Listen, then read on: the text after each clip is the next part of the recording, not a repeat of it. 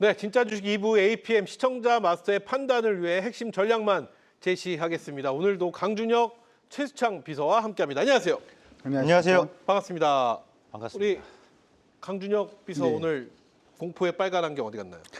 요즘 주식을 안 가지고 있으면 큰일 나지 않습니까? 네. 네, 그래서 안경까지 팔아서 주식을 산다고 네.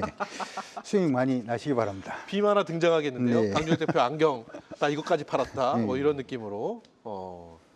그래요. 오늘 조금 우리 시청자 여러분들 뭐 하루 오늘 굉장히 좋은 시장이었지만 좀 우리 허심탄회한 이야기로 네. 이 좋은 시장 안에의 불안감에 대한 이야기를 좀 해보면 어떨까 싶기도 하고요. 자, 오랜만에 뵙습니다. 네, 돌아온 제주도의 사나이 최수창 대표 함께합니다. 네, 반갑습니다. 최수창 비서 네.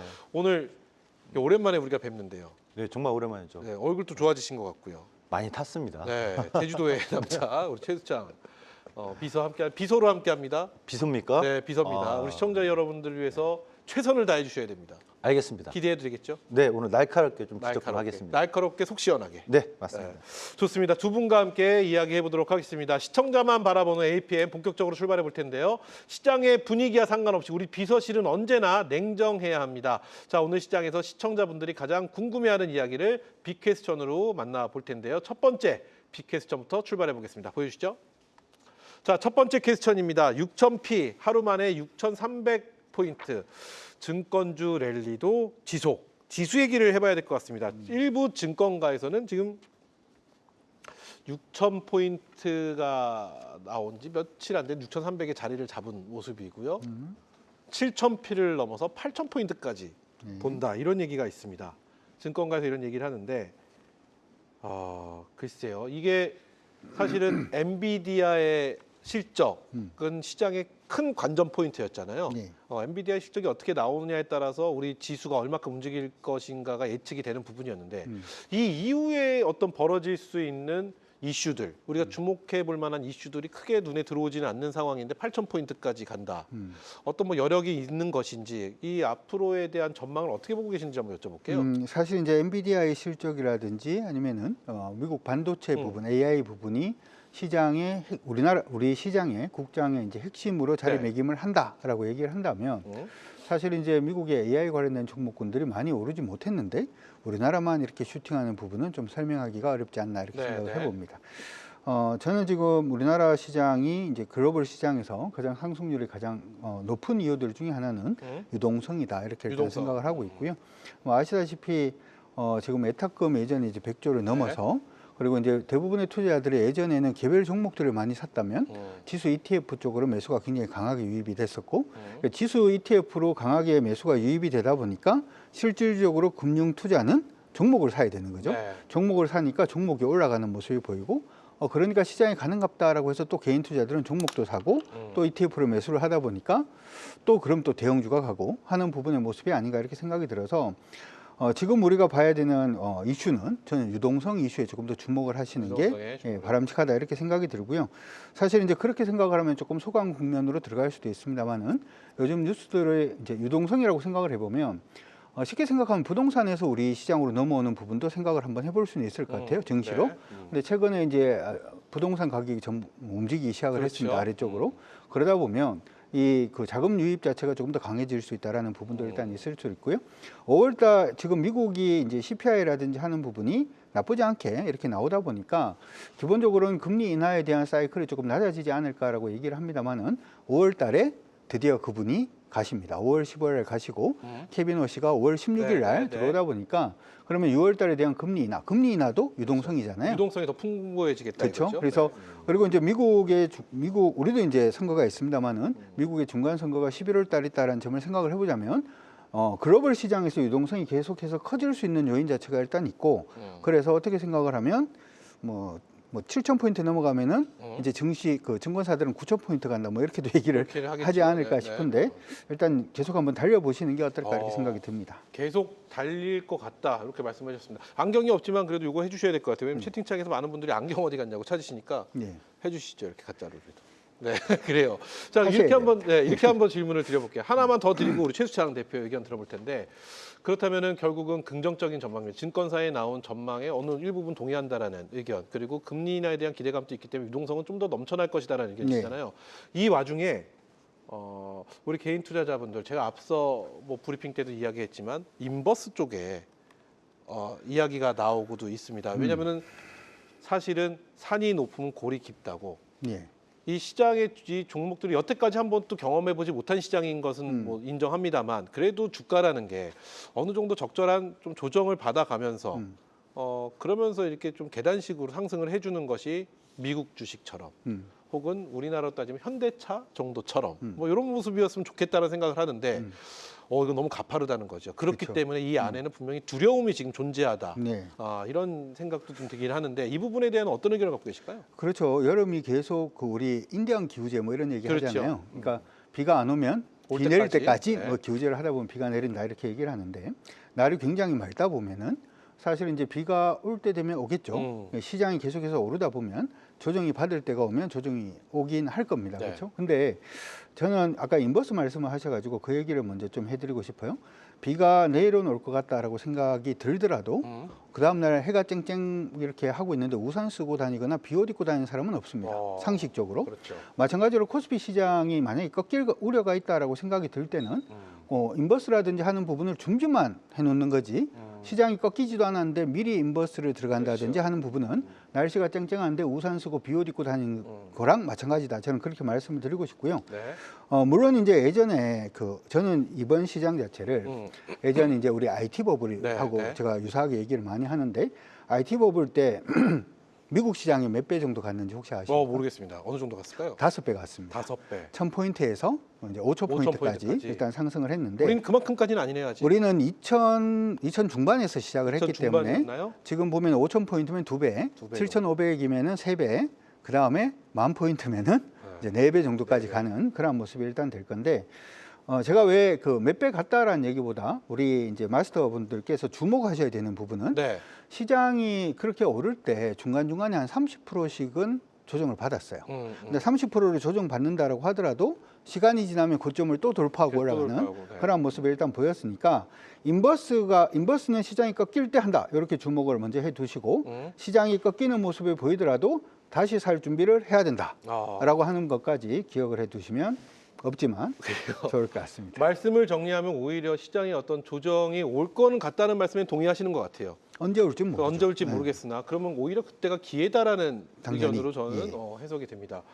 좋습니다. 자, 그럼 오랜만에 우리 제주도의 남자, 제주사나이 우리 최수창 네. 대표 비석계도 여쭤보도록 하겠습니다. 자, 앞서 같은 질문을 드릴 수밖에 없습니다. 지금 뭐 시장 지금 6,300포인트에 안착을 한 순간 증권가에서는 7,000포인트에서 8,000으로 상향하는 얘기가 나옵니다. 이게 이렇게 갈 수가 있나 싶을 정도로 지금 네. 엄청난 속도로 불과 1년 안에 이렇게 우리 시장이 이렇게까지 디스카운트였나라는 생각이 들 정도로 너무 심하게 지금 잘 가고 있어서 행복합니다. 그렇죠. 하지만 이 안에 두려움도 있습니다. 네. 어쨌든 7,000, 8,000포인트까지 왔는데 어떻게 전망하고 계시는지부터 여쭤볼게요. 우선 이제 시장의 행복감은 작년 시기에 또 개움 시기에 주가를 서학개미가 안 되고 동학개미가 되자 네. 국장에서 무조건 사야 된다. 그분들은 지금 엄청난 행복감이에요. 엄청 두려움이 행복하죠. 없죠. 네. 거침없죠. 더 가든 말든 언제든지 차익 실할 수 있는 기회가 있으니까. 관건은 두려움이라는 거는 올 초부터 시장에 뛰어들거나 지금이라도 뛰어들까? 그렇죠. 이거 고민한 분들이잖아요. 그렇죠. 그러니까 시각이 다른 거예요. 그럼 제가 오늘 이 방송을 나와서 글쎄요. 제가 오늘 강력하게 좀 날카롭게 말씀드릴 게 있는데 네. 시장의 지금 시점 6,300 네. 아니면 며칠 전부터 6,000포인트 도달한 시점에서 과연 다이렉트로 700포인트 한 10%만 지수가 더 상승하면 7,000포인트 가는 겁니다. 그게 먼저일 거냐 아니면 6,000포인트가 먼저 깨지고 눌렸다가 갈 것이냐. 갈 것이냐. 다시 말하면 눌림목을 먼저 줄 거냐. 네. 오늘 먼저 결론적으로 말씀드리면 제가 보는 전략의 시황은 6,300까지 다이렉트로 더 올라왔으나 7,000포인트를 먼저 가기보단 6,000포인트를 이탈하고서 눌림목을 형성하는 과정이 우선적으로 형성될 것이다. 이유는요? 지금부터 말씀드렸습니다. 그래요. 첫 번째 이유는 이란 전쟁 이런 게 아니고요. 네. 5월 달에 되면 의장 교체가 있습니다. 그렇죠. 의장 교체 시기에 지금까지 미국 증시에서 하락 변동이 없었던 적은 단 한 번도 없었습니다. 통계는 직접 찾아보시면 될 것 같고 두 번째는 마이크로소프트 주가를 여러분들이 많이 잊고 계신데 네네. 마이크로소프트 주가가 지금 약세입니다. 연시초가부터 계속 내려오고 있어요. 지금까지 마이크로소프트가 약세, 다시 말해 하락을 보여줬던 연간 흐름에서 글로벌 증시가 강한 상승장을 이어진 적은 없습니다. 하락 변동장이 있었죠. 이건 아직까지 좀 더 거시적인 부분이긴 한데 한 가지 더 있다면 기술적인 흐름상 수급입니다. 제가 지금 차트가 지금 안 돼서 보여드릴 수는 없습니다만 거래 대금의 비밀이 있습니다. 네, 거래 대금의 비밀. 네. 네. 그러니까 21년도에 그 가장 많이 터졌던 일일 거래 대금 코스피가 37조 원대인가 있었어요. 하루. 지금 아직 거기를 돌파를 못했어요. 오늘 네네. 32조인가 30 몇 조인데 거래 대금이 최대로 터진 게 삼성전자거든요. 일일 거래 대금이 일일 거래 대금. 예, 이게 역대급입니다. 37조인가요? 아니 그건 지금 말씀 30조는 코스피 거래 대금이고 코스피 거래 대금. 코스피 거래 대금은 아직 사상 최대치를 넘지 못했고 근데 삼성전자는 넘어섰습니다. 삼성전자가 8조 몇천억 대였거든요. 그래요. 21년도 고점 찍을 때 이번에 그 거래 대금 만들었는데 지속적으로 거래 대금이 증가하는 것이 아니라 최대치를 만들면 변곡점에서 변동에 옵니다. 하락 변곡점에 오게 되어 있습니다. 그러니까 뭐 아니 내일이나 다음 주 중에 15조도 갈 수 있는 거 아니냐. 그래요. 뭐 그럴 수도 있으나 결국 임계치에 거의 도달한 모습이라는 거죠. 이거는 기술적으로 찾아보시면 원리입니다. 네. 거래대금이 최고로 터질 때가 곧 단기 변곡점이라는 거예요. 그리고 또 말씀드리고자 한다는 것은 트럼프 대통령이 관세 위반에 대해서 정책 불확실성이 시장에서는 설왕설래하는 과정. 네네. 이거는 좀 더 지켜봐야 되는 거고. 그리고 결정적으로 글로벌 증시가 지금 대부분 증시가 디커플링입니다. 대만과 우리 증시만 지금 랠리가 강세고 미국이나 아니면 뭐 인도라든가 브라질 서로 다 디커플링 상황이거든요. 네네. 이 상황에서 우리나라 증시가 다시 10% 6,300포인트에서 플러스 12를 먼저 갈 거냐 아니면 지금 시점에서 좀 더 오르든 뭐하든 6,000포인트 이탈할 거냐 결정하세요라고 하면 저는 두 번째 결정하겠습니다.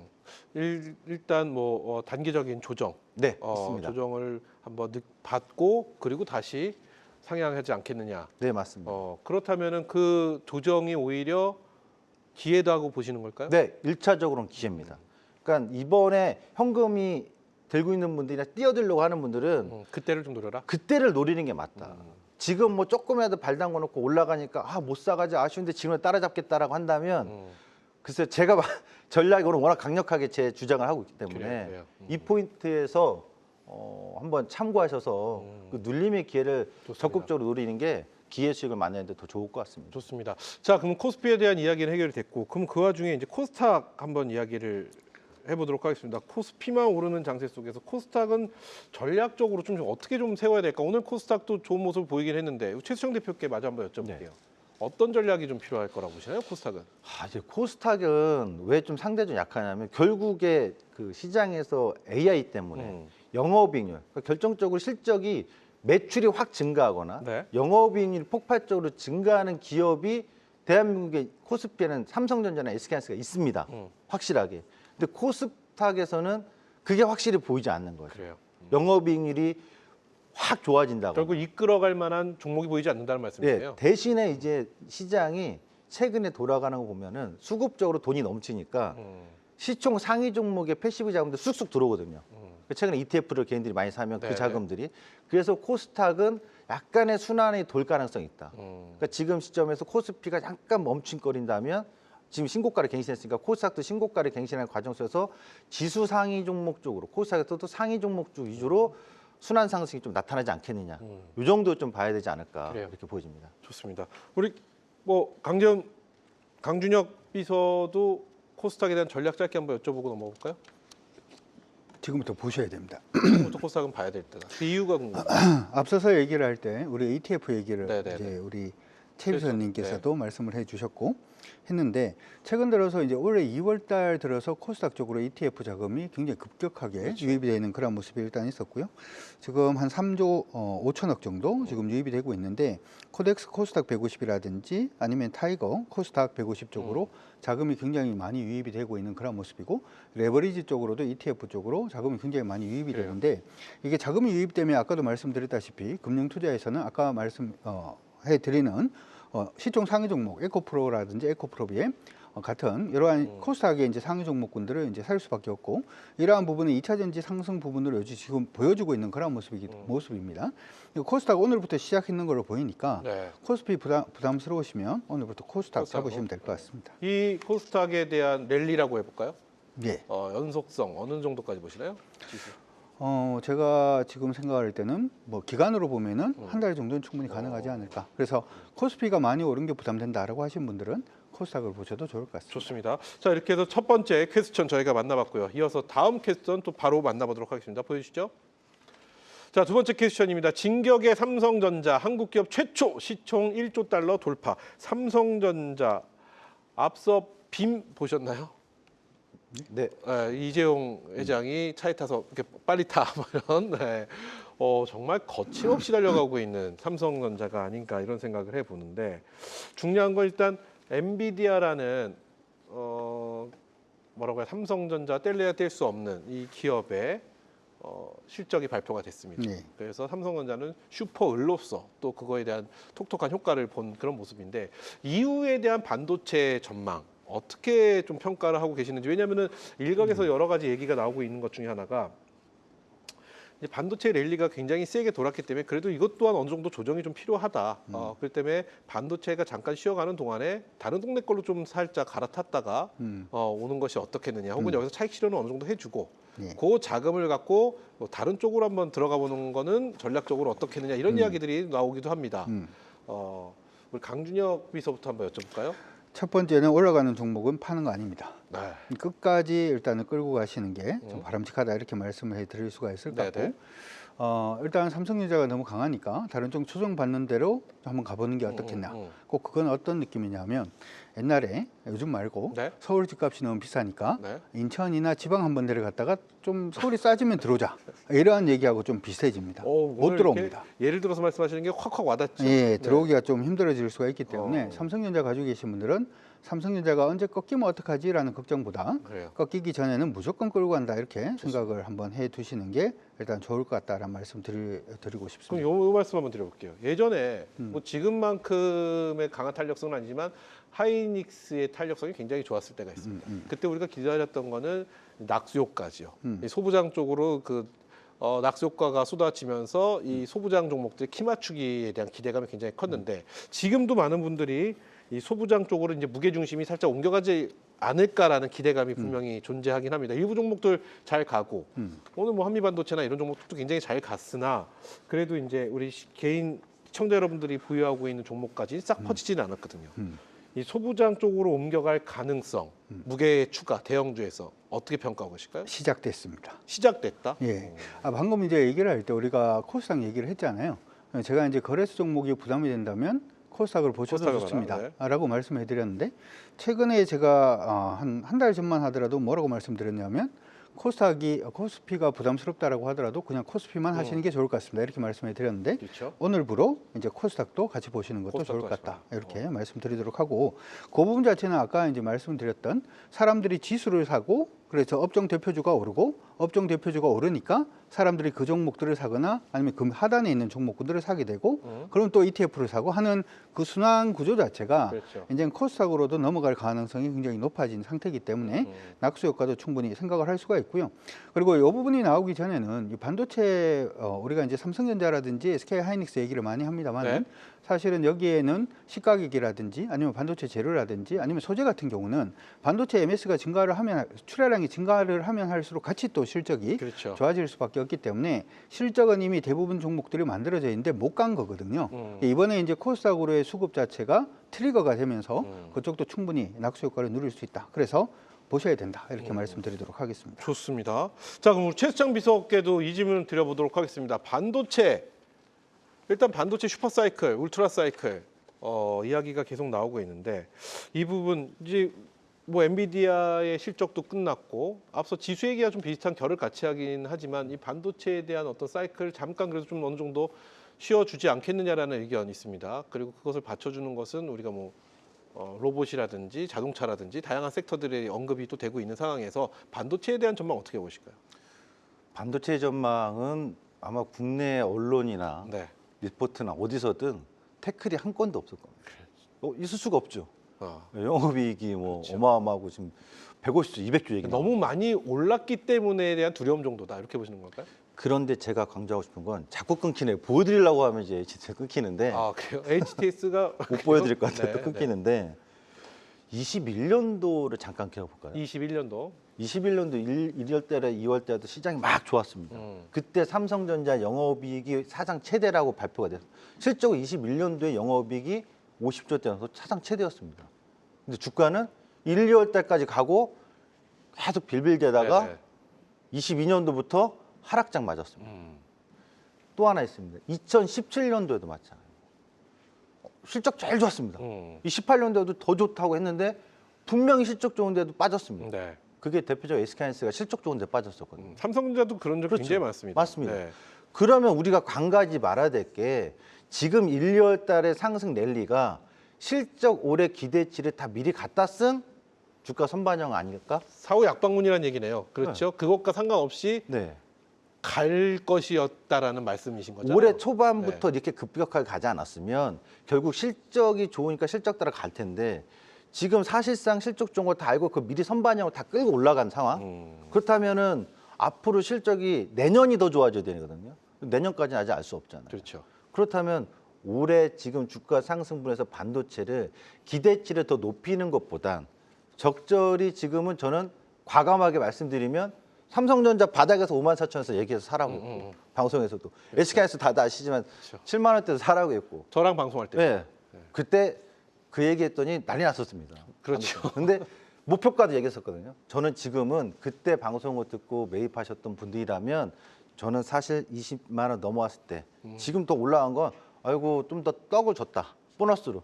차익 실현을 과감하게 하고 반도체는 사실상 공격적으로 올라타는 게 아니라 고점권에서 변동에 의한 매매 차익을 양방향으로 기술적으로 굉장히 어려운 얘기예요, 이게. 그게 쉽지가 않습니다. 그렇죠. 전문가인 저 입장도 이거 지금 사고 팔고 한번 해보자고 하면 못합니다. 갖고 있으니까 즐기는 것뿐이지. 저는 방송 오늘 하루 일해도 나올지 모르겠습니다만 제 전략이 맞다면 고정으로 들어올 건데 분명히 반도체는 미래선 반영 21년도의 주가 흐름과 아주 유사하다, 실적으로. 그거를 경계를 해야 되는 시점이지 지금 더 올라갈 수 있습니다. 고점의 끝을 아무도 모르죠. 왜? 불장이고 수급이니까 그렇죠. 서로 덤비는 거니까. 하지만 냉정하게 좀 바라봐야 될 때가 임박한 게 아니냐 그래요. 이렇게 보여집니다. 좋습니다. 사실은 오늘 출근하면서 제가 전화 한 통화를 받았습니다. 이분에게 이런 류의 질문에 전화를 받은 게 코로나 때 V자 반등일 때 한번 전화를 받았고 오면 또 전화를 받았는데 삼성전자 타고 싶은데 이런 말씀을 하시더라고요. 그래서 제가 삼성전자요? 지금 글쎄요라고 점점점으로 마무리를 지었는데 그러면 이렇게 한번 여쭤볼게요. 그래도 지금 시장의 유동성은 넘쳐나고 나 지금이라도 좀 삼성전자나 하이닉스 들어가야 되지 않을까라고 생각하시는 분 많이 계십니다. 최수창 대표님. 소부장 네. 삼성전자 안 되면 소부장이라도 봐야 된다. 뭐 이런 의견도 갖고 계시는 분도 계시는데 이 반도체 울트라 사이클 그렇다면 대형주대 소부장 어떻게 평가하실까요? 타이밍상 매매를 하자고 하면 소부장이 지금 났습니다. 이유는 보면은 삼성전자 움직이면서 전차 자동차도 움직였잖아요. 네. 순환매가 도니까 그렇죠. 오히려 지금은 전고점을 돌파를 못했거나 할까 말까 하는 소부장 종목들을 공략하는 게 오히려 낫지 않을까. 수급적으로 글로 한 번 더 슈팅을 줄 수 있는 가능성. 뭐 같이 갈 수도 있겠습니다만 기대 수익이나 단기 상승의 수익률은 오히려 그쪽이 더 유리하지 않을까 이렇게 보죠. 그 말씀인즉슨 앞서 강준혁 비서와 했던 얘기랑 일맥상통하는 비슷하죠. 얘기죠. 순환이 돌 수 순환이 있다. 돌고 낙수 효과로 소부장 쪽으로 네. 큰 흐름이 보여질 것이다. 네, 그렇기 때문에 소부장은 앞서 우리가 그런 얘기를 했죠. 조정에 대한 준비도 어느 정도 좀 할 필요가 있지 않겠느냐. 근데 소부장은 뭐 그 조정에 대한 어차피 소부장 코스닥 쪽이어서 그 요번에 조정이 만약에 온다고 하면 양시장 다 온다고 보시나요? 아니면 코스피 쪽에만 많이 올라온 코스피 쪽에 한정적으로 올 거라고 보시나요? 동시에 옵니다. 동시에. 고점 꺾이면 동시에 오는데 제가 볼 때는 최고점 대비 약 10%의 변동이 있을 겁니다. 10% 정도의 정도. 그거가 이제 보여주면 완전한 기회죠. 네, 왜냐하면 외봉으로 떨어지는 칼날은 강한 리바운딩 반등이 나오니까 그때 노려보시는 게 좋지 않을까 싶습니다. 좋습니다. 뭐 두 번째 퀘스천 여기까지 하고 뭐 추가적으로 하실 말씀 있으시면 들어보고요. 저는 네. 아까 얘기를 할 때 삼성전자가 꺾이면 소부장도 조금 어렵습니다. 아. 라는 거 얘기해드리고 2020 2021년도 같은 경우하고 지금 좀 저는 좀 다르다 이렇게 다르다고 생각을 하는 게 네. 2021년도에 우리가 이제 10만 전자라고 얘기를 했다가 꺾였던 가장 주된 이유들 중에 하나는 삼성전자가 그때 파운드리도 간다. 그래서 이제 메모리로 돈 벌고 파운드리 투자해서 지금 대만에 우리 TSMC의 아성을 꺾는다. 네. 이걸로 굉장히 기대감이 있었는데 뚜껑을 열고 보니까 파운드리가 전혀 수주가 안 돼서 실망감이 나오면서 주가가 밀렸다라고 하는 부분이고 지금의 삼성전자는 그 얘기하고는 조금 다르지 않나 이렇게 생각을 해봅니다. 우리 이제 반도체 얘기 요구하고 아마 그만하실 것 같다는 생각도 드는데 네. 시장 안에서는 요즘 뭐 지금 보면 저번에도 얘기를 했다시피 GPU라든지 TPU라든지 NPU 싸움이 굉장히 좀 치열하죠. 그래서 일부에서는 이제 구글의 어떤 TPU를 사용하겠다 이런 얘기들도 하는데 사실은 이제 그 얘기 자체는 누가 하든지 간에 사실 뭐 HBM이라든지 네. DRAM이라든지 하는 부분은 무조건 필요한 부분이기 때문에 삼성전자는 이전하고 다르게 이제 공장 가동률 100% 이상을 기대하면서 달리고 있는 그러한 회사다라는 점에서 저는 여러분들이 굳이 급하게 팔 이유는 없지 않나 이렇게 생각도 들고요. 저도 지금 제 방송 후기에 보면 네. 삼성전자 지금 240% 후기가 올라와 있거든요. 와. 그럼에도 불구하고 네. 저는 끌고 갑니다. 네. 이런 장을 한 번도 경험을 못해서 그런지 몰라도 두려워요. 그렇죠. 네, 불안하고 그리고 무엇보다 중요한 건 굉장히 아까울 것 같아요. 그래서 만약에 내가 대응을 안 하고 조정을 한번 빵 맞아버리면 굉장히 아까울 것 같다는 생각이 너무 많이 드는데 아마 개인 시청자 여러분도 똑같지 않을까. 그래서 늘 항상 저희 프로그램을 계속 주시하고 계시면서 이 타이밍은 언제일지 내일일지 뭐 이런 고민을 하실 것 같은데 저희가 최앞선에서 여러분들의 어떤 답답한 마음을 해결하는 데 일조하도록 하겠습니다. 자, 계속해서 그러면 다음 또 캐스천 만나보도록 하겠습니다. 보여주시죠. 자, 다음 캐스천입니다. 미 서클 호실적의 스테이블 코인 재조명 관련주 강세라는 질문입니다. 서클 궁금한 게요. 스테이블 코인 이 가상자산 시장은 굉장히 부진합니다. 근데 스테이블 코인 관련주는 굉장히 강하게 지금 가는데 스테이블 코인은 가상자산과 좀 분리가 된 것이라고 봐야 될까요? 일단 어떻게 평가하실까요? 이게? 일단은 다르죠. 어. 그게 일반적인 우리가 코인이라고 하는 부분하고 스테이블 코인하고는 가만히 한번 생각을 해보시면 여러분들 코인 같은 경우에는 기본적으로 자산 가치가 있다 없다 할 때 없다라고 네. 돼 있는 게 아마 사실인데 스테이블 코인에서 달러 스테이블 코인은 자산 가치가 달러고 원화 스테이블 코인은 자산 가치가 원화기 그러니까 때문에 스테이블 코인은 그래도 네. 어느 정도 기본적인 안전자산 쪽으로 본다는 얘기인 거잖아요. 아닌가요? 안전 자산으로 볼 수는 없고요. 그냥 네. 그 나라의 통화다라고 생각을 하시면 되죠. 네. 그 정도로. 그러면 제가 궁금한 건 이겁니다. 정부의 스테이블 코인 많은 분들이 스테이블 코인에 대한 관심을 갖고는 있지만 이런 말씀 많이 하세요. 지금 이게 그냥 테마성으로 좀 멈추자. 이게 아무래도 정부 정책 쪽으로 간다 하더라도 이게 좀 단계 테마성이 있지 않겠느냐. 또 일각에서는 아니다. 이거는 정부의 정책이 좀 힘을 입어서 좀 연속성 있게 갈 것 같다. 그래서 산업부로까지 정부에서는 만들고자 한다라는 의견도 좀 갈리고 있습니다. 강준혁 대표는 어떤 쪽의 의견이실까요? 일단 산업으로 간다라고 생각을 하시는 게 맞고요. 그러니까 우리가 스테이블 코인이라고 하면서 이걸 코인이라고 이름을 붙여놓으니까 이거는 뭐 자산인가 헷갈리시는 분들도 굉장히 네네. 많은데 우리 스테이블 코인을 사용하는 가장 주된 이유는 외국으로 이제 자금을 붙이는 외국인 노동자들 사실 은행을 통해서 이제 원화를 이제 외국으로 보내려 그러면 한 일주일 정도가 걸린대요. 그 나라에서 이제 받아가는 데가. 근데 스테이블 코인은 코인이지 않습니까? 네. 그렇기 때문에 수수료라든지 아니면 시간상 제약 자체가 굉장히 적다라고 하는 부분. 그리고 해외에 놀러 가실 때 우리 환전해 가잖아요. 네네. 달러로. 달러로 환전해 가는데 사실 스테이블 코인을 가지고 있으면 원화를 들고 나가서도 바로 결제가 가능한 그런 시스템 자체가 만들어질 수가 있기 때문에 스테이블 코인은 지금 어떻게 보면 미국도 지금 하고 있는 거고 중국 같은 경우에는 스테이블은 못하죠. 얘들은 국가가 이제 하니까 CBDC로 네. 하고 있는 그런 부분이고 우리나라도 그게 보조에 발맞춰서 가는 거기 때문에 이거는 4차 산업혁명에서 나올 수밖에 없는 그러한 상태다. 그래서 코인하고 다르게 보시는 게 일단 맞고요. 관련된 종목군들도 시간이 좀 걸리더라도 긍정적으로 봐주시는 게 전 맞다. 이렇게 관련된 종목군이라고 말씀해 주셨는데 그거에 대한 제가 질문이 또 있으니까 그건 최수창 비서의 의견 듣고 또 와서 여쭤보도록 하겠습니다. 자, 우리 최수창 비서는 어떻게 보시나요? 스테이블 코인에 대한 연속성에 대한 질문입니다. 이게 뭐 단기 테마성으로 보시는 분도 계시고 연속성이 있는 산업으로 발전할 것이라고 보시는 분도 계십니다. 어떤 의견 갖고 계실까요? 일단 실적 성장, 실적 기대주는 아닙니다. 성장 테마주입니다. 성장 테마주. 네, 네. 저는 딱 시장에 두 개로 봐요. 실적 기대주는 삼성전자, 하이닉스 이런 거. 뭐 로봇이나 지금 스테이블 코인 같은 경우는 성장 테마, 음. 성장할 수 기대감, 있으니까 기대감을 기대감 갖고 갖고 가는 가는, 거죠.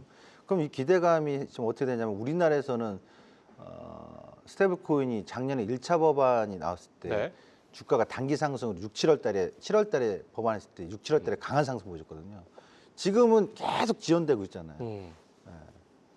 그 부분에 있어서 법안이 개정 통과가 되면 그 모멘텀에서 단기 상승은 또 이끌어갈 수 있다. 근데 관건은 그 이후거든요. 그러면 이제 그 다음부터는 이제 다 통과되면 실적 성장으로 갈 수 있느냐거든요. 근데 일단 서클이라는 그 기업이 어제 실적이 기대치가 없었는데 기대치를 상회하면서 나오면서 네. 상승의 어떤 변화를 줬기 때문에 일단 우선적으로는 저는 이렇게 봅니다. 산업이 스테이블 코인이 산업으로서 원화 스테이블 코인이 성장하는 가능성까지는 아직은 미지수. 허나 그 법안 통과가 아직 남아 있기 때문에 3월에 네. 그 임팩트 이벤트 따라서의 기대 상승은 한 번쯤은 더 있을 수 있다. 있을 수 있다. 예, 그것이 이제 기대 상승이 단기로 한 50%가 될지, 어. 100%가 될지 아니면 한 20, 30%만 갔다가 반짝할지는 지켜봐야 되는데 현재로서는 눈치껏 관망하는 상황이지만 한 번의 기대 심리는 투자 심리가 반영되고 있는 게 아니냐. 관련 종목들은 뻔한 거 아니겠습니까? 결국은 최수창 비서의 의견은 일단 테마성 쪽에 좀 더 그렇죠. 무게감이 네. 실리긴 합니다. 근데 앞서 말씀하신 성장성 기대감을 갖고 있던 실적이 바탕이 되든 어차피 이 두 가지 다 이게 주가의 본질이기 때문에 실적과 기대감 요거는 빼놓을 수가 없는데 그럼 이렇게 한번 여쭤볼게요. 스테이블코인 우리는 서클이라는 기업은 스테이블코인의 명확함이 있습니다. 근데 네. 사실 우리나라의 기업 중에서 이게 테마냐 아니면은 이게 뭐 산업이냐 이런 걸 놓고 봤을 때 이것에 대한 명확한 정의를 내릴 수 있을 만한 대장주가 없기 때문에 또 그런 효과도 있지 않나라는 생각을 해봅니다. 반도체 하면 삼전 닉스가 딱 있으니까 네.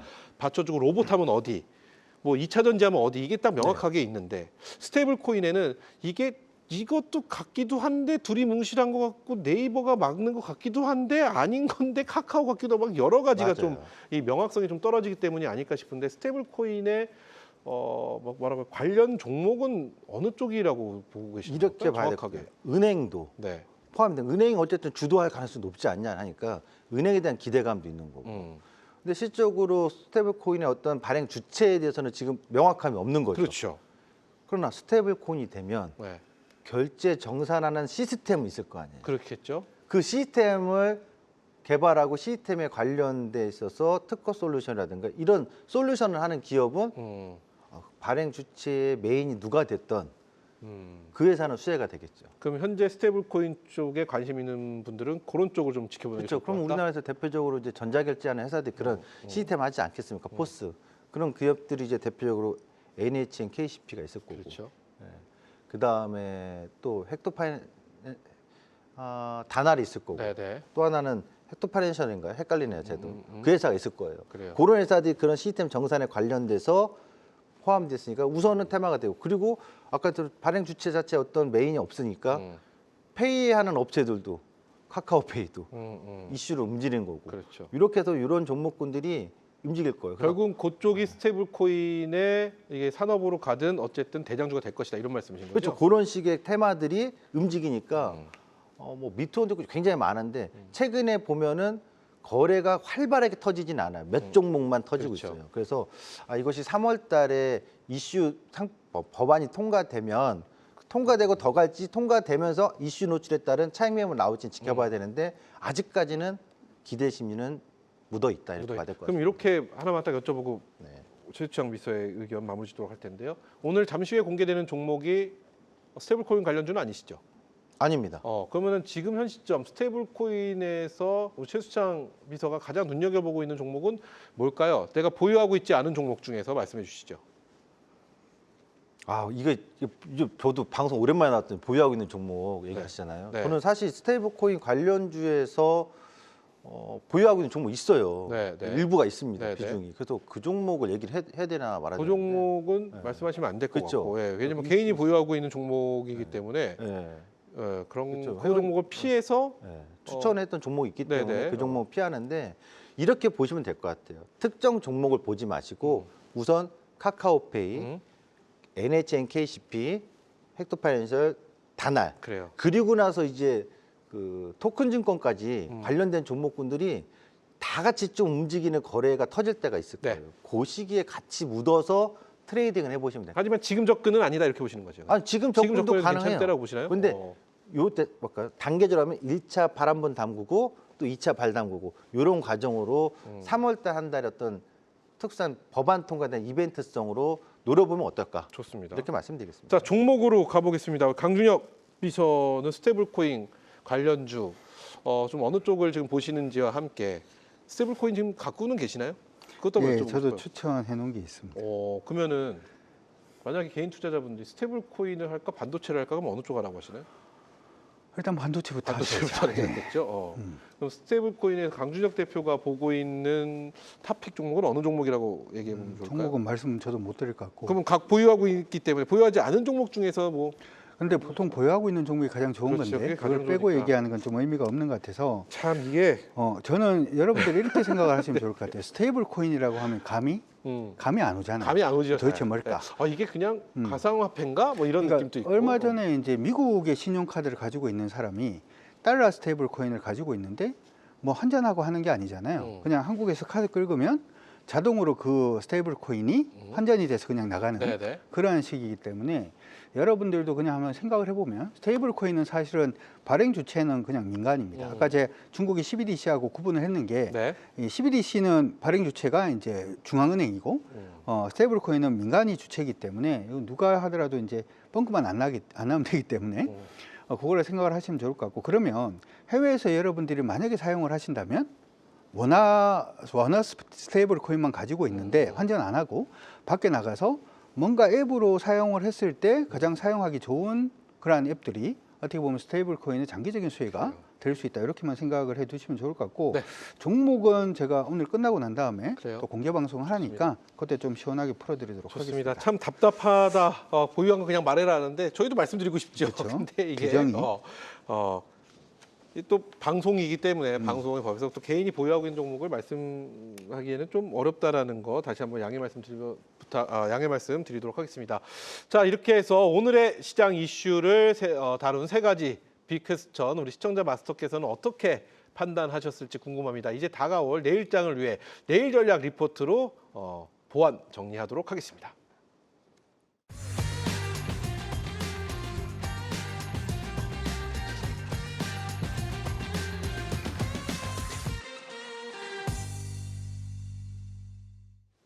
네, 시청자 마스터의 내일 투자 전략을 위해 불필요한 이야기는 덜고 핵심 전략만 제시하도록 하겠습니다. 내일 전략 리포트 시간인데요. 먼저 첫 번째 우리 강준혁 비서의 브리핑부터 확인해 보도록 하겠습니다. 보여주시죠.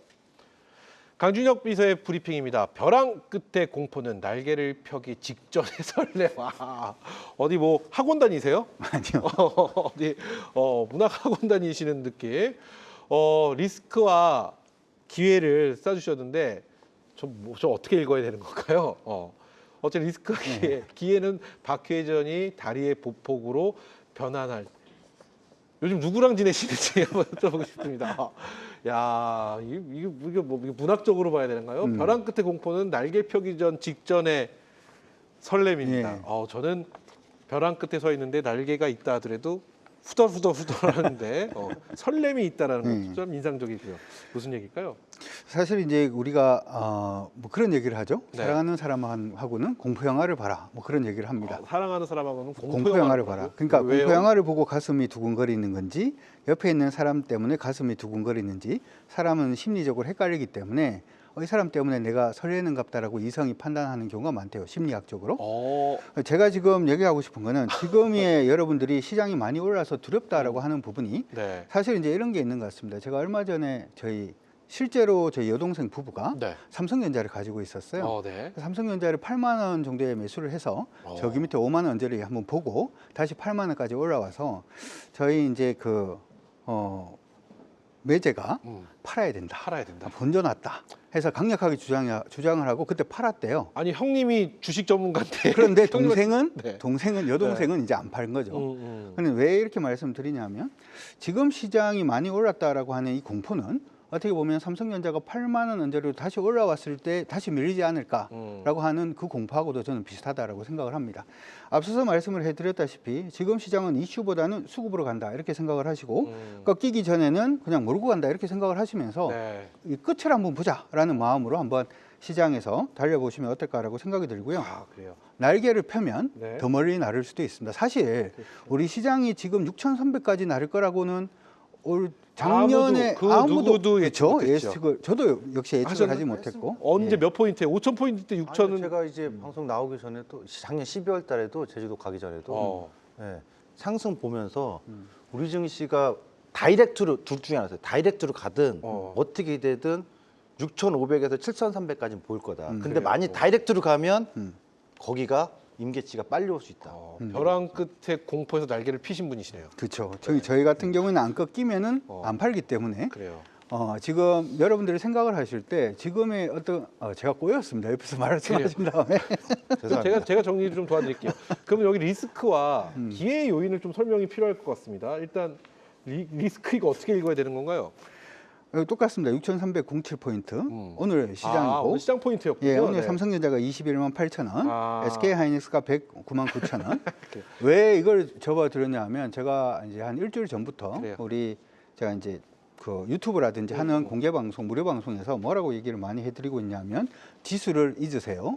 삼성전자 가격을 잊으시고 그래요. SK하이닉스 가격도 잊으세요. 왜 그런 말씀 드리냐면 지금 시장에서 가장 큰 문제는 뭐냐면 뭐 반도체 문제 없습니다. 우리나라 경제 문제 없고요. 그다음에 환율이 약간 좀 애매하긴 했습니다만은 공포지수 역시 문제 없습니다. 그럼 뭐가 문제냐? 삼성전자가 21만 8천 원 이게 문제인 거죠. 너무 많이 올랐다. 지수가 6,300을 넘었는 게 문제인 거죠. 근데 이 두려움만 빼고는 사실 시장은 전혀 문제가 없기 때문에 이러한 가장 큰 리스크 요인은 그냥 두려움이다. 이렇게 해서 말씀을 드리고 싶고 기회는요? 날개를 펴십시오. 그리고 제가 아까 말씀을 드리고 싶은 게 시장은 어차피 지금 기대와 희망을 가지고 가는 중입니다. 오늘 같은 경우에도 LG전자가 이제 로봇주로 바뀐다라고 하는 부분, 이 부분 때문에 많이 올랐고 지금 어떻게 보면 우리가 그냥 자동차다라고 얘기를 하고 있는 그 바퀴로 가고 있는 이 현대차가 보폭으로 바뀌고 있잖아요. 로봇으로 지금 바뀌고 있는 이러한 상태이기 때문에 예, 바퀴 자동차의 타이어, 그러니까 바퀴 돌아가는 바퀴가 로봇의 보폭으로 변했다. 그렇죠. 야, 속았네요. 그런 식으로 지금은 어떻게 보면 향후의 미래를 보고 달리고 있는 거기 때문에 여러분들이 미래가 있는 기업이라면 한번 공략도 가능하고 그리고 하나 더 말씀을 드리고 싶은 건 지금은 가는 종목만 갑니다. 그래요. 삼성전자 많이 올랐다고 딴 종목 샀다가 삼성전자 그냥 가지고 있을 걸. 아니면은 현대차, 현대모비스 역시 마찬가지거든요. 그래서 강한 종목으로 그냥 한번 계속 달리는 게 지금 시장에서는 공포를 이기고 그래요. 강한 종목으로 가는 것이 수익의 기본이다라는 걸 말씀드리고 싶습니다. 아, 그래요. 좋습니다. 재밌었습니다. MBTI 아시죠? 네. MBTI T는 아니시죠? 인프피입니다. 네, T는 아닙니다. 그렇죠. 채팅창 보니까 우리가 보통 T 얘기 많이 하잖아요. 이분은 T가 아닌가 싶습니다. 아까 사랑하는 여자랑 공포 영화를 봐야 된다 했더니 아니지요. 사랑하는 사람과는 공포 영화가 아니라 상영 시간 긴 걸 봐야지요. 동의합니다. 이분 T. 사랑하는 여자랑은 상영 시간 긴 걸 보시기 바라겠습니다. 예, 라는 알겠습니다. 말씀과 함께 자, 그럼 계속해서 우리 최수창 비서의 브리핑 바로 확인해 보도록 하겠습니다. 공개합니다. 보여주시죠. 자, 최수창 비서는요, 코스피 대장주 불장 순환매 돌대라고 하셨고요. 리스크를 상법 개정을 리스크로 해주셨고요. 기회 요인은 로봇이라고 하셨습니다. 네. 상법 개정은 오히려 기회가 아닌가라는 생각을 하는데 저걸 리스크로 했던 것도 인상적이고요. 자, 코스피 대장주 불장 동의하죠. 순환매 돌대. 계속해서 대장주 단으로 순환매가 돈다는 뜻인가요? 그러니까 코스피 대장주인 반도체와 지금 전력기기는 신고가를 갱신했거든요. 네. 근데 사실상 며칠 전부터 은행주, 조선주, 방산주, 원전주들은 신고가 못 냈어요. 그러니까 반도체 투탑은 계속 끌면서 지수견이라서 불장을 만들어 놓고 순환매가 어느 날은 LG그룹주, 어느 날은 자동차주, 어느 날은 보험주 이렇게 팍팍 돌거든요. 그래요. 그런 순환매가 계속 돌고 있는 모습이 이어지지 않겠느냐 내일도. 좋습니다. 그렇게 보시면 될 것 같습니다. 그럼 요거 질문 빨리 드려보고 싶어요. 네. 이 리스크가 상법 개정으로 하셨어요. 상법 네. 개정은 기회 요인 아닌가요? 사실상 자사주에 대한 소각이 다 나온다고 해서 특별히 달라지는 건 없습니다. 실질적으로 가치에 있어서. 근데 이것이 충분히 기대 심리가 반영이 됐기 때문에 뉴스에 노출된 건 차익 실현 쪽으로 좀 본 겁니다. 시장에 대한 어떤 체질에 대한 변화, 시장에 대한 어떤 청렴함, 뭐 이런 것들이 어떤 유동성에 대한 기대감을 또 불러 일으켜 오고 뭐 이런 또 기대감도 있지 않을까요? 그런 기대감이 지금까지 올라왔는데 네, 네. 저는 그런 기대감이 없다가 아니라 뉴스에 노출됐으니 3%까지 통과됐잖아요. 호재 이제 소멸. 통과됐으면 앞으로 뭐 1년 안에 자산 소각한 얘기 나오겠죠. 그래요. 또 그런 부분 본다면 한 번은 차익 실현하는 리스크 이해했습니다. 이렇게 보여져요. 그렇다면 기회는 로봇입니다. 로봇이 신고가 나오고서 확 빠졌잖아요. 그렇죠. 레인 로보틱스만 떴어요. 이유는 코스닥의 상위 종목과 패시브 장으로 들어간 거고요. 그럼 다른 로봇들은 빠졌던 거에 기술적 리바운딩이 한번 나올 수 있는 시점들. 그게 이제 최근에 현대모백스에 나타났거든요. 근데 고점 대비 한 3, 40%씩, 4, 50%씩 빠졌는데 반등이 없다고. 그러니까 이렇게 눌렸던 거. 자동차주도 최근에 먼저 지난달에 고점 뽑아놓고 못 올라가다가 최근에 한 번에 또 훅 올라왔잖아요. 최근에 그래서 아까 제가 말씀드렸듯이 대장주 잡아놓고 네. 불장 두 종목. 나머지도 못 갔던 거 한 번 탁탁 튀우니까 타이밍상 로봇이 한번 기초 타이밍이 나오지 않겠나 그래요, 이렇게 그래요. 본 겁니다. 좋습니다. 자, 이렇게 해서 내일의 전략을 리스크와 기회로 구분해서 저희가 만나봤는데요. 자, 우리 시청자 마스터께서는 어디에 기회가 있는지 판단이 필요한 듯합니다. 계속해서 유망한 종목들을 만나보는 시간 비서진의 보고서 배틀로 이어가도록 하겠습니다. 먼저 지난주 수익률 보고서부터 확인해 봅니다. 먼저 저희 비서진들이 지난주 목요일 제출했던 탑픽 종목의 성적표가 도착했습니다. 바로 보고 드리겠습니다. 먼저 강준혁 비서입니다. 포스코 퓨처의 목표가 35만 원 제시했었는데요. 박스권 내에서 방향성을 모색하는 모습 보여줬습니다. 이어서 임종혁 비서입니다. SK 하이닉스를 탑픽 종목으로 꼽으며 목표가 100만 원으로 설정했는데요. 고가 109만 9천 원까지 치솟으며 목표가를 훌쩍 돌파하는 흐름 보여줬습니다. 이 종목들에 대한 추가 대응 전략은 무엇일지, 그리고 오늘 새롭게 제시할 비서진들의 탑픽 종목까지 지금 바로 확인해 보시죠. 네, 이렇게 해서 지난 종목에 대한 보고서 저희가 봤는데 확인해 봤는데요. 리뷰 짧게 한번 만나보고 또 종목들 만나보도록 하겠습니다. 먼저 오늘 임종혁 비서가 없기 때문에 강준혁 비서의 종목만 짧게 보도록 하겠습니다. 포스코 네. 퓨처엠입니다. 요즘 리뷰를 하는 게 별로 의미가 없다는 생각은 드는데 왜냐하면 얘기하면 다 가니까 그렇죠. 종목들이. 자, 포스코 퓨처엠 같은 경우에는 사실 이탈가라든지 목표가 변경은 지금 없는 상태고요. 네네. 26만 원 저항을 지금 앞두고 있는데 시장 안에서 2차 전지, 뭐 히토류 관련된 이슈들이 그렇죠. 계속 나오고 있으니까 긍정적으로 보셔도 좋을 것 같고 26만 원 돌파를 한번 기대를 먼저 해보도록 좋습니다. 하겠습니다. 자, 이렇게 해서 지난주 수익률 보고서 만나봤는데요. 그럼 오늘의 종목은 과연 무엇인지 우리 비서진의 보고서 배틀 바로 출발해 보도록 하겠습니다.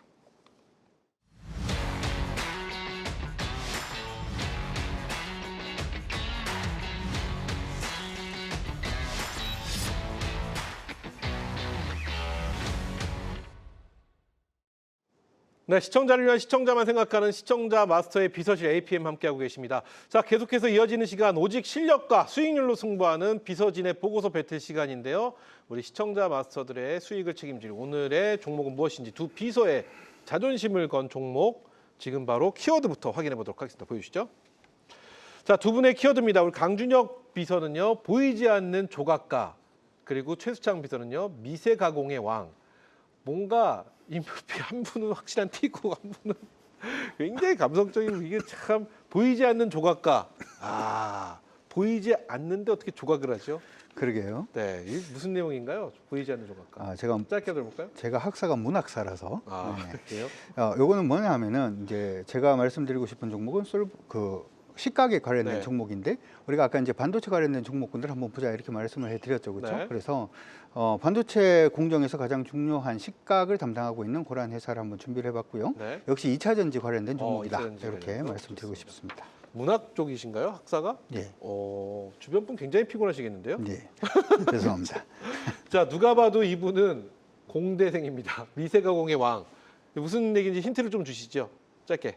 반도체 가공 반도체 가공. 네. 예, 왕 1등. 네, 안 볼 1등입니다. 수가 없다. 네, 넘버원. 좋습니다. 그렇습니다. 자, 그렇다면 두 분의 종목 과연 어떤 종목인지 두 비서의 종목 공개합니다. 자, 먼저 강준혁 비서의 종목은요, 솔브레인을 선택해 주셨고요. 최수창 비서는 이오테크닉스를 선택하셨습니다. 스피드하게 솔브레인부터 만나볼까요? 예, 솔브레인은 나노 공정 부분의 식각을 담당하고 있는 그러한 회사다라고 말씀드릴 수가 있을 것 같고요.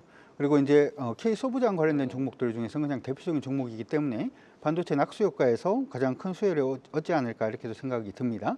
역시 이제 HBM 관련된 종목이기도 하다 이렇게 말씀드리고 싶고요.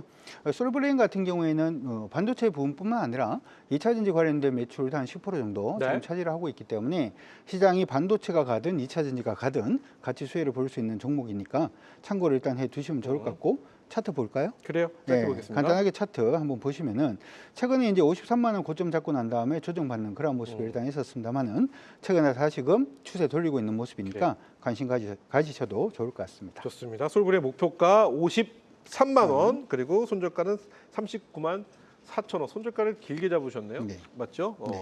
좋습니다. 이렇게 해서 솔브레인 만나봤고요. 계속해서 최수창 비서의 종목은 이오테크닉스입니다. 어떤 내용인지 바로 만나보겠습니다.